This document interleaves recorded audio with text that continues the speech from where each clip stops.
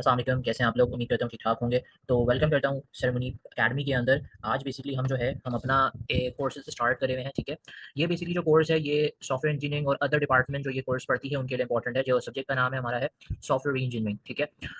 इसमें बेसिकली जो है ये हमारा अपना जो है ये वीक 6 चल रहा है हमारा, और हमारा भी और भी बहुत सारी चीज़ें जो हमने इस कोर्स के अंदर पढ़ना है, ठीक है? वीक 5 तक अल्हम्दुलिल्लाह हमने कवर कर लिया था, और आप लोगों को ये सारी चीज़ें प्लेलिस्ट के अंदर आप चले जाइएगा, आपको मिल जाएगा, ठीक है? सो आज जो बेसिकली हमारा कंटेंट है जो हम करेंगे, काफ़ी बड़ा चैप्टर है ये, ठीक है? और काफ़ी बड़े टॉपिक्स हैं इसके अंदर। तो हम इसमें बेसिकली जो पढ़ेंगे वो टैक्सोनॉमी पढ़ेंगे, सॉफ्टवेयर मेंटेनेंस की एंड एवोल्यूशंस की, ठीक है? कैटेगरीज़ पढ़ेंगे, एसपी टैक्सोनॉमी पढ़ेंगे, और फिर कॉन्सेप्ट्स पढ़ेंगे, software ageing, hazards and mishap का, ठीक है? सो हमारा स्टार्टिंग जो है ये यहाँ पे हो रहा है, ठीक है? कैटेगरीज़ क्या-क्या हैं? देखो भई, सॉफ्टवेयर मेंटेनेंस की टोटल जो है आपके पास कैटेगरी जो होती है वो 4 होती हैं, ठीक है? एक आपके पास जो है मेंटेन प्रोडक्ट है, ठीक है? जिसके अंदर आपके पास आ जाता है प्रोडक्ट, प्रोडक्ट की अपग्रेडेशन और आर्टिफैक्ट्स, ठीक है? हम ये सब कुछ, ये चारों को हम डिस्कस करेंगे आगे। इसमें ये डायग्राम के तौर पे समझाया हुआ है इन्होंने कि क्या-क्या प्रोसेस हैं, कि भाई आपने प्रोडक्ट को मेंटेन करना है, प्रोडक्ट की अपग्रेडेशन करनी है, ये इसके अंदर आ जाता है मेंटेन प्रोडक्ट के अंदर। मेंटेनेंस की टाइप्स होती हैं, सारी चीज़ें आपके मॉडिफिकेशन एक्टिविटीज़ और क्यूए एक्टिविटीज़, रिसोर्सेज़ एक्टिविटीज़, ये सारी चीज़ें। पीपल वेयर के अंदर मतलब ये होता है कि भाई क्लाइंट की ऑर्गेनाइजेशन, मेंटेनेंस, ह्यूमन रिसोर्स जो एचआर, ये सब होते हैं। फिर उसके बाद आपके पास ये होता है एसएलए क्या चीज़ होता है, सर्विस लेवल क्या है, मेंटेनेंस, ये सब कुछ हम जो है डिटेल में आगे डिस्कस करेंगे। तो यहाँ से हमारे पास है मेंटेन्ड प्रोडक्ट के रिलेटेड, ठीक है?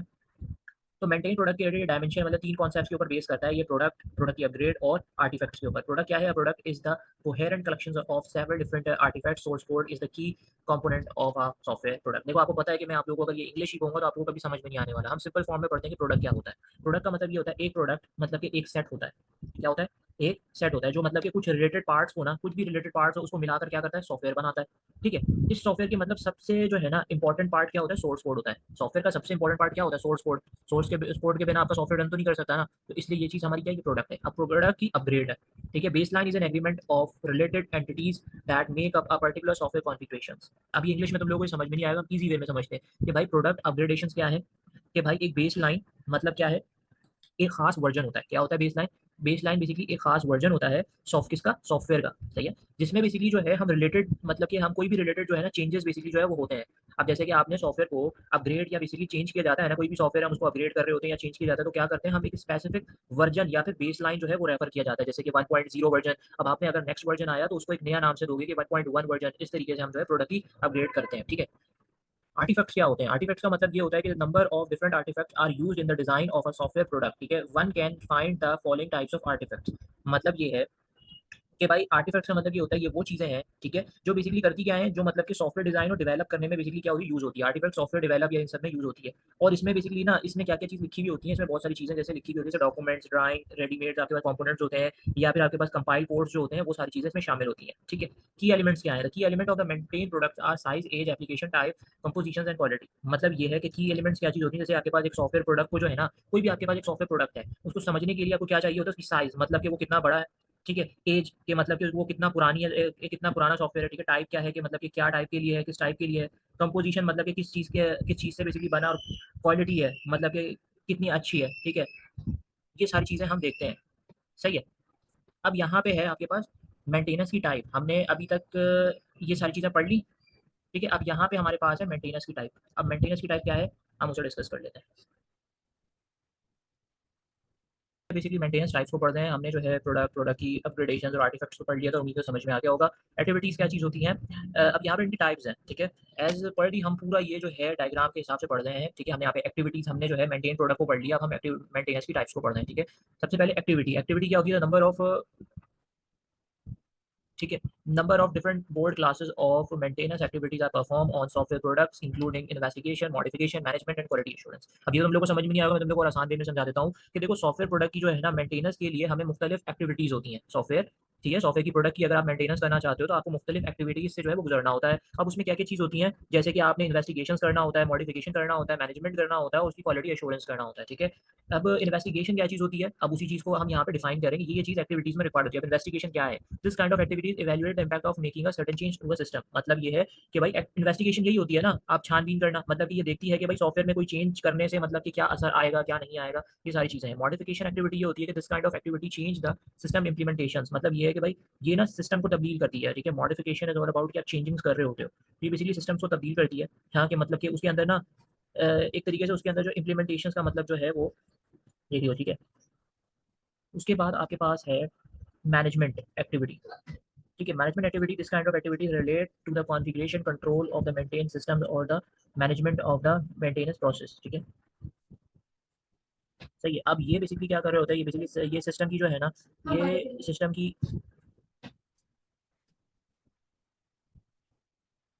अच्छा जी सही है। तो मैनेजमेंट एक्टिविटीज़ क्या चीज़ होती हैं, इतना समझ लो कि ये सिस्टम की जो है कॉन्फ़िगरेशन को क्या करता है, कंट्रोल करने या उसकी जो है ना मेंटेनेंस प्रोसेस को मैनेज करना होता है मैनेजमेंट एक्टिविटीज़ का काम। ठीक है, क्वालिटी एश्योरेंस एक्टिविटीज़ क्या होती है, this kind of activities ensure that the modification perform, ठीक है, on a system do not damage the integrity of the system. मतलब यहाँ पर ये है कि ये बेसिकली इंश्योर करता है, क्या ये इंश्योर करता है कि भाई सिस्टम में बेसिकली जो भी चेंज किए गए हैं, जो आपने स्टार्टिंग में मॉडिफिकेशन की है, कोई भी चीज़ आपने सिस्टम में चेंज की गई है, वो बेसिकली सिस्टम्स को खराब ना करे, ये क्वालिटी एश्योरेंस का काम होता है। ठीक है, उसके बाद रिसोर्स क्या चीज़ होती है, रिसोर्स नेसेसरी एसेट। ठीक है, रिसोर्स का मीन यही होता है कि कौन कौन सी एक ज़रूरियात है, मतलब रिसोर्स ये है कि भाई वो चीज़ है जो किसी मतलब टास्क या प्रोजेक्ट को ना अंजाम देने में मतलब कि मदद करती है, ये सारी रिसोर्सेज हैं। ठीक है, जैसे मतलब कि जैसे कि the resource can be, resource क्या क्या चीज़ हो सकती है, एक इंसान हो सकता है, टीम हो सकती है, ठीक है, आपके पास टूल्स हो सकते हैं, फाइनेंस, पैसे, ठीक है, और बेसिकली आपका जो है ये वक्त हो सकता है, ये सारी चीज़ें। ठीक है, ये आपकी मेंटेनेंस टाइप है। अब यहाँ पे थर्ड जो था हमारे पास वो मेंटेनेंस ऑर्गेनाइजेशन प्रोसेस था। ठीक है, two different line of maintenance process होता है जो कि फॉलो कर रहे होते हैं मेंटेनेंस ऑर्गेनाइजेशन में। ठीक है, आप रीड कर सकते हो, ये बेसिकली जो है मैं यहाँ पे स्लाइड्स में है, आप इसको इंग्लिश में रीड कर सकते हो if you want to learn. और आपका अगर जो है सेमेस्टर चल रहा है तो आप इससे भी लर्निंग पॉइंट ऑफ व्यू या फिर मैं जो समझा रहा हूँ उसको इंग्लिश में लिख के उसकी तैयारी कर लो, इंशाल्लाह पेपर अच्छा हो जाएगा। ठीक है, तो सबसे पहले जो है आपके पास,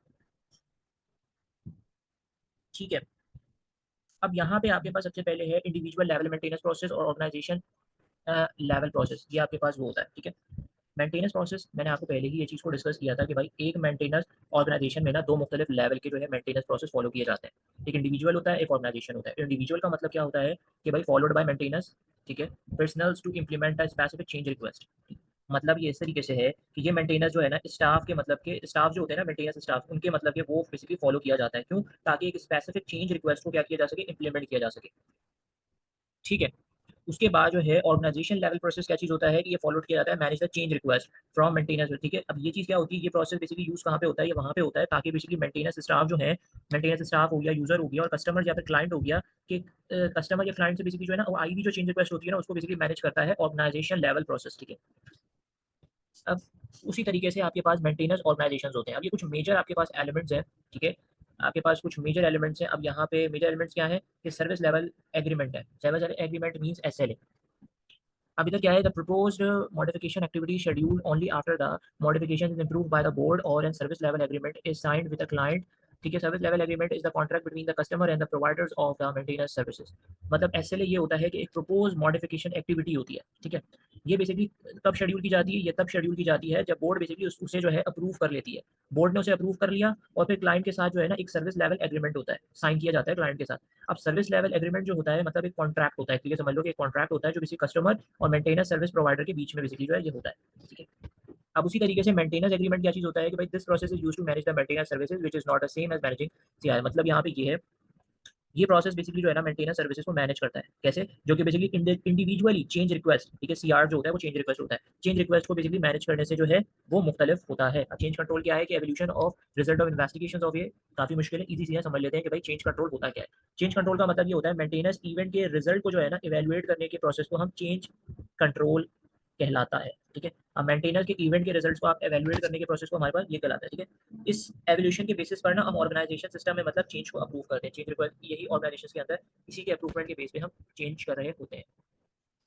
अब आपके पास यहाँ पे जो है मेंटेनेंस ऑर्गेनाइजेशन प्रोसेस है, वो क्या चीज़ है, सबसे पहले कॉन्फ़िगरेशन मैनेजमेंट। ठीक है, the system integrity is maintain by means of a configuration management process. Integrity of a product is maintain in terms of its modification status and version number. मतलब ये है कि भाई एक सिस्टम की इंटीग्रिटी को आपने ना मेंटेन करने के लिए क्या करना पड़ता है, कॉन्फ़िगरेशन मैनेजमेंट प्रोसेस हम यूज़ करते हैं। ठीक है, अब ये होता क्या है, ये बेसिकली इंटीग्रिटी की जो प्रोडक्ट्स होती है ना, प्रोडक्ट को बेसिकली मॉडिफिकेशन स्टेटस के अंदर और वर्जन नंबर के हवाले से जो है ना ये बरकरार रखती है, यही कॉन्फ़िगरेशन मैनेजमेंट होती है। सही है, इवेंट मेंटेनेंस इवेंट क्या होती है, मेंटेनेंस इवेंट समझ लो कि ये बेसिकली एक प्रॉब्लम रिपोर्ट या फिर चेंज रिक्वेस्ट होती है, सीआर या फिर प्रॉब्लम रिपोर्ट होती है ये।